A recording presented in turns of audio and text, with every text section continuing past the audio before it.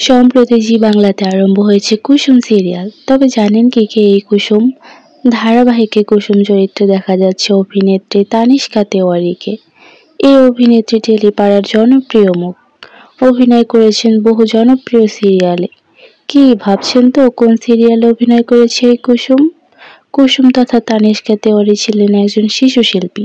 তানিষ্কা তেওয়ারিকে প্রথম দেখা গিয়েছিল শিশু শিল্পী হিসেবে কে আপন কে পর সিরিয়ালের সবার ছোট মেয়ের চরিত্রে। চরিত্রটির নাম ছিল কুহু। তখন তানিষ্কার বয়স ছিল একেবারেই কম। এরপর গাঁটছড়া সিরিয়ালে বনি কুনালের মেয়ের চরিত্রে অভিনয় করেছিলেন তিনি। এরপর সান বাংলায় অভিনয় করেছিলেন তিনি। বর্তমানে অভিনেত্রীর বয়স 17 বছর। এনার বাড়ি কলকাতাতে। অভিনেত্রীর শখ নাচ করা। বর্তমানে 12 ক্লাসে পড়াশোনা করছেন তিনি। তার প্রিয় রং সাদা এবং প্রিয় খাবার ফুচকা। যদিও অভিনেত্রীর বয়স একেবারেই কম, তবে অভিনয়ে তার দক্ষতা বেশ ভালো। কুসুম চরিত্রটি বেশ ভালোভাবেই ফুটিয়ে তুলেছেন তিনি, এমনটিই বলছে দর্শকরা।